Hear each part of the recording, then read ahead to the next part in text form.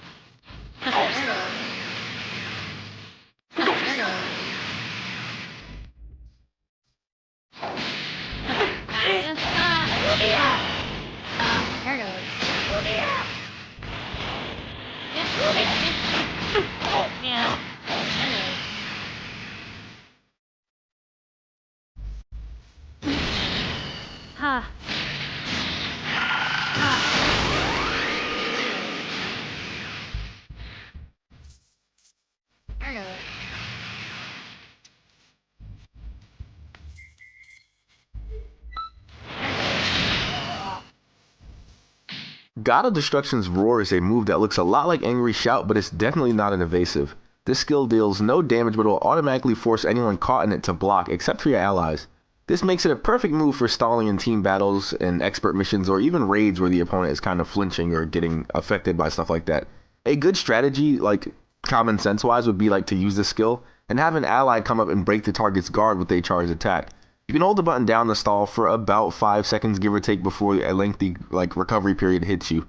It isn't recommended that you use this move in one-on-one like scenarios because the recovery is so long without holding it all the way down. You actually free enemies before you finish screaming, so you can just imagine the length of the recovery when you are sitting there holding it down. If you would like to use it in 1v1 or like you absolutely have to, there are 2 practical uses I could maybe recommend. If you're fighting a target who spams moves that like warps them towards you, and you see their startup animation, you can use the skill. The Roar takes priority over warp moves in most cases. And like if you need an example of that, think of like someone who goes Super Saiyan and then uses like Big Bang Kamehameha or like explosive evil explosion. Yeah, that. If they warp in on you, you can actually stop them with the Roar. So that's okay, I guess. But again, it will free them before you get free from your own move. You know, it's really weird. Really weird. And the second scenario I would say is if you see a burst dash coming your way like from a distance, so you know your opponent's going to do one because they keep doing them, use the yell, and it will actually stop your opponent in place, like from a really far range. Because this move does have very, very good range, I would say, before it like lets the opponent in. Stop them from that range, and you'll be good. The yell, but the biggest point to take away from that is when they have to burst dash to you, they're wasting a bar of stamina, and since this thing kind of forces your opponent to block, it does guard pressure like the entire like time you're holding it down. And I believe it does take roughly 2 bars of stamina, give or take, while they are blocking. You hold it down all the way. So if they are below 2 bars of stamina, you can actually get a stamina break off this move, which isn't too bad. Alternatively, though, you can use this move against like a stamina broken or helpless enemy, and it turns it into a knockback. It does no damage, but it would kind of be a waste of a move slot outside of like team battles or expert missions again. So I wouldn't really recommend this on a 1v1 move set unless you were like just trying to make a troll character or something. But even then, you don't recover fast enough to like utilize it too much. So it's something you want to look at. I don't know. I haven't found any good uses for it on Champa outside of to get him out of his goofy kick animation, because it will knock the opponent away. But other than that, it's okay. It forces the enemy to block, though. That's like the main gimmick with it. And if you have an ally, your ally can run up and then hit them with a charged heavy attack for the free stamina break. So I feel like that's a really good option for you. But other than that, this move is it's a little on the I don't want to use this one side. God of Destruction's Menace is a gimmicky ultimate attack that features 3 key balls repeatedly passing over the target. Instead of juggling the enemy like a spirit ball would, the only impulse that this blast gives is like a hit stun. The launch pops up the enemy at the very end of the move, but it's again not too impressive. The attack does very poor damage, and it doesn't have a long enough hit stun to keep the target in place. I mean, you can probably stick to using this one after a knockback during a heavy stamina break, or a stamina break in general, bad. If you have a good enough knockback impulse, you should be able to use it. But even then, it's kind of inconsistent. To keep the blast passing over the target, keep activating the skill over and over. That's the advanced mechanic on this one. The attacks actually drop the combo because the hit stun is so loose, so it's tricky to consistently hit the opponent over and over again. And you can actually see your enemy get back to a neutral state, so they can end up blocking this thing halfway through, which is all types of bad, especially for an ultimate attack that costs 3 bars of ki. So you're going to be sitting there kind of upset using a move like this if you find your enemy just constantly punishing you and all that. But you can drop it at any time by just not pressing the button anymore, which is okay. But I found that being over the enemy's head, like directly over them, as you'll see a little bit later in some of the punishes and all that, it makes the blast come out of the floor and they feel more consistent, and the hit counter actually does go up to about 9 hits or so as you're doing that. But it's still not like consistent enough to recommend. Like if you're going to cash out 3 bars of ki, you kind of want to be like compensated with some really good damage, and I feel like this skill right here does not do that for you. And if you wanted a gimmicky ultimate like at all, I would kind of recommend Spirit Ball over this one. A good thing is that Champa himself doesn't need this skill to get his damage out, so you'll be okay if you're playing on Champa. You kind of should have been able to tell if this one wasn't going to be any good anyway, though, because the way it looked, like it's gimmicky. But I can imagine in a scenario where, again, in a team battle, you'll be able to use this thing and it can like run back and forth and just smack up both of your enemies or whatever, or because Champa and Vado seem to be supplements to each other's playstyles. The startup alone can get you stamina broken because it's a bit excessive. You do like a Kamehameha pose and then like a outstretched arm thing, and it takes a really long time, and then the move is like you're doing 3 damage. Like I don't know. I don't like this one too much myself, but it's up to you guys. The speed in which you tap the button changes how fast the key balls like turn around and react to you, but it still isn't much help when it comes to like getting the hit stunned and all that down. I would say to just see what you can come up for this one in the lab, though, but don't throw any matches online with it, like trying to get it to work, because it's not really, you don't really need it. Destruction's Conductor is a command grab that has a brief startup and a very small hitbox. As a grab, it's pretty much unblockable, but it isn't much of an attack at all actually. Instead, it is a catalyst to transform the Destruction Concerto moves into their advanced forms or advanced attacks. Avoid using this skill unless you've got the Concerto moves ready to go, or you know what you want to do with your Concerto move in the background. So we might as well just move on to the very next skill. This one is like the most important of the whole Destruction's family, I would say, in terms of the area denial skills, though, because of what it can do with the other skills. So make sure you unlock this one first before you get the other ones, or you're going to be kind of playing with like, just kind of like a wet noodle. You need the rest of the you need the rest of the ingredients to get things going for real. Starfall sets up 2 floating orbs over the user's shoulders that will stay stationary for roughly 8 seconds or so. The user can pass over the orbs, but the hostiles will be forced to take damage and be knocked away or do a recovery roll if they touch them. The skill can be cast very quickly and it does low damage. If a Starfall is set up on the screen and you activate it again, you'll actually get rid of the orbs that you already have. So this is definitely like the other area denial and zoning skills that we've seen, like Ill Rain or a Milky Cannon or Darkness Twin Star. So, you know, that's the thing. You can activate Destruction's Conductor to turn these Starfall orbs into 6 fast-moving smaller orbs that will smash into the opponent back-to-back for respectable damage. My favorite setups for this thing all have to do with having the Starfall floating around already, and after a knockback, I kind of activate it to do an immediately, like, quick-moving, inescapable extension. It's really good, really fast, and it hits like a, it hits moderately, you know? It's pretty good, though. It's decent. Especially on a area denial or a zoning playstyle where you kind of just want to chip away at the opponent, keep them under your control. It's pretty much inescapable unless they have stamina to escape it with an escape move or, you know, stuff like that. Having the skill able to be used as an area denial over your shoulders and let you like kind of get your breath or land on the floor and just use them and hang out, and it pretty much will keep your opponent from like burst dashing to you and all that. I feel like that's a really good option. And then being able to shoot it forward towards your opponent with the Conductor, that makes the skill even better. So you have 2 options if you guys need to learn how to use the zoning playstyles or like some zoning principles. We do have a video on that.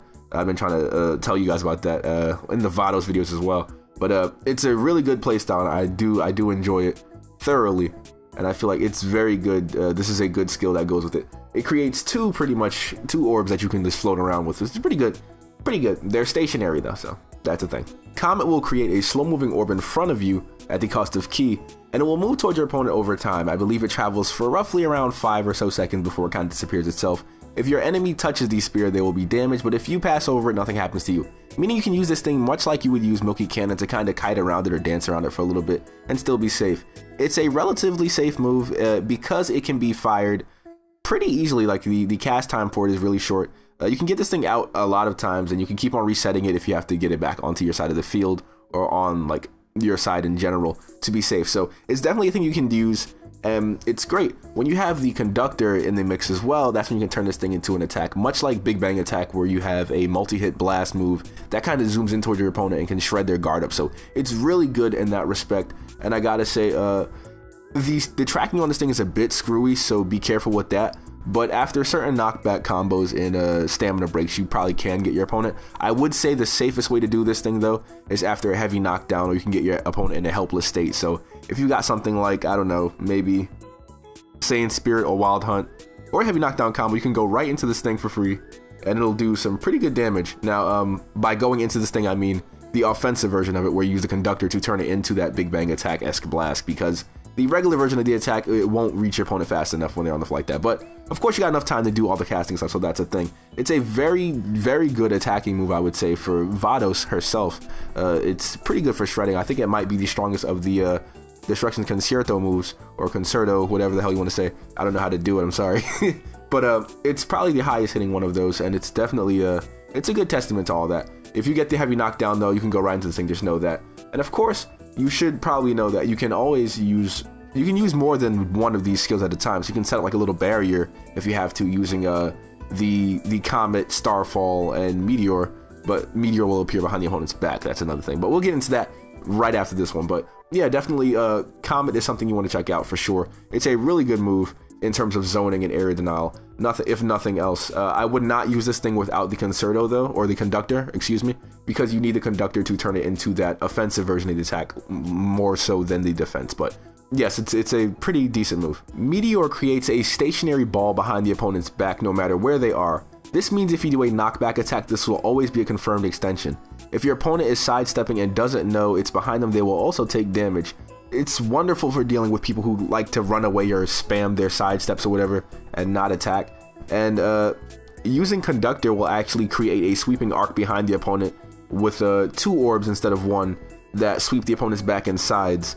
In combination with the other 2 skills, you can be setting up a pretty much area denial blitz, and then you can just use the Conductor to send all of these things out and create a big web of hitboxes at your opponent. It's really cool.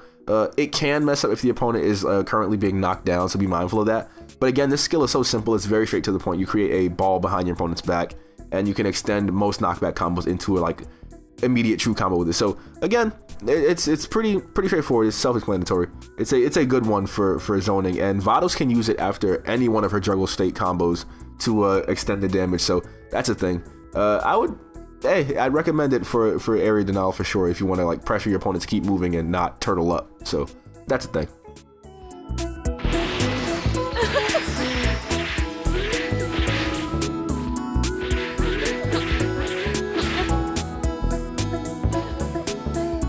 Requiem of Destruction is a 3-part Ki Blast ultimate that will try to latch onto your opponent in a Ki Ball, and it will deal 2 extra ticks of damage after it has caught the opponent in the first place.